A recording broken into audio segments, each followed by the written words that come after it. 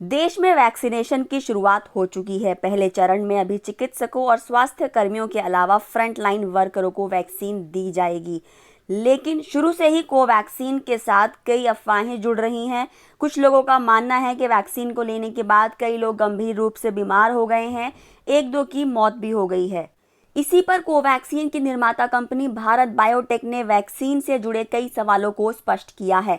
Bharat biotech ने fact sheet जारी करते हुए बताया है कि किन किन लोगों को वैक्सीन नहीं लगवानी चाहिए।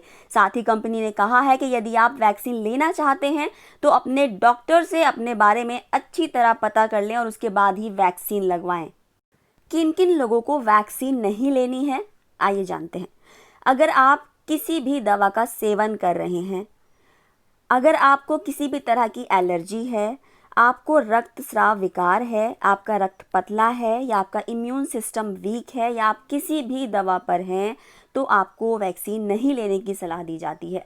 अगर आप महिला हैं, गर्भवती हैं, स्तनपान करा रही हैं या कोविड-19 का कोई भी वैक्सीन लिया हो, तो ऐसी सिचुएशन में भी आपको एडवाइस किया जाता है कि आप कोवैक्सीन ना लें।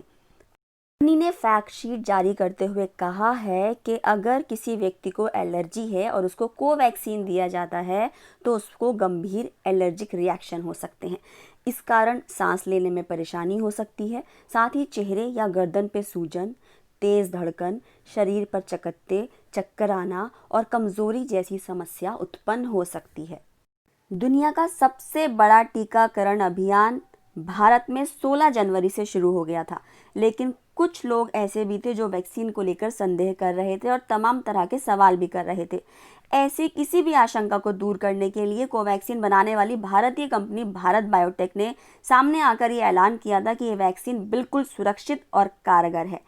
उन्होंने ये भी कहा था कि अगर वैक्सीन लेने के बाद किसी को कोई भी गंभीर साइड इफेक्ट होता है तो कंपनी इसके लिए मुआवजा देगी। आपको बता दें कि भारतीय कंपनी भारत बायोटेक को केंद्र सरकार से 55 लाख वैक्सीन तैयार करने का ऑर्डर मिला है। कंपनी इस ऑर्डर को पूरा करने के लिए जोर शोर से जुटी है। कंपनी फिलहाल देश भर में कोवैक्सीन की सप्लाई कर रही है। कंपनी ने साफ कर दिया है कि अगर टीका लगवाने के बाद किसी को भी गंभीर नेगेटिव रिजल्ट आता है तो उस शख्स को कंपनी की तरफ से मुआवजा दिया जाएगा। इसी के बीच 17 जनवरी को उत्तर प्रदेश के मुरादाबाद जिले से कोवैक्सीन को लेकर चौंकाने वाली खबर सामने आई थी।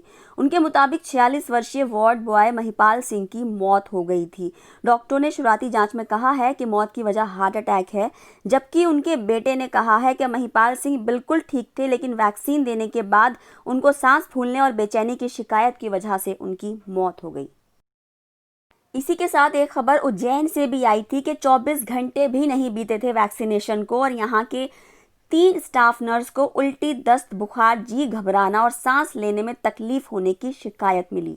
हालांकि डॉक्टर का कहना था कि ये सामान्य प्रक्रिया है, वैक्सीनेशन के बाद किसी को भी बुखार आ सकता है, फिर भी हम इन्हें ऑब्जर्वेशन में रख रहे हैं, लेकिन हमने इनका चेकअप कर लिया है, घबराने की कोई बात नहीं है। तो आपको क्या लगता है कि वैक्सीनेशन के बाद ये सब जो प्रॉब्लम्स आ रही हैं वो सब नॉर्मल है? ये सब अगर होता है तो ठीक है, हम लोग वैक्सीन लगा लेंगे, लेकिन अगर कुछ और प्रॉब्लम आई, अगर किसी व्यक्ति की जान चली जाती है तो उसके लिए क्या कंपनी मुआवजा देगी? और मुआवजा देगी तो क्या किसी की ज़िंदगी वापस कर पाएगी? आपकी क्या राय है इस पे? कमेंट करके कमेंट सेक्शन में ज़रूर बताइए। अगर आपको मेरी वीडियो अच्छी लगी है तो प्लीज़ इसको लाइक कीजिए, शेयर कीजिए और मेरे चैनल को सब्सक्राइब करना बिल्कुल मत भूलिए। Thank you so much.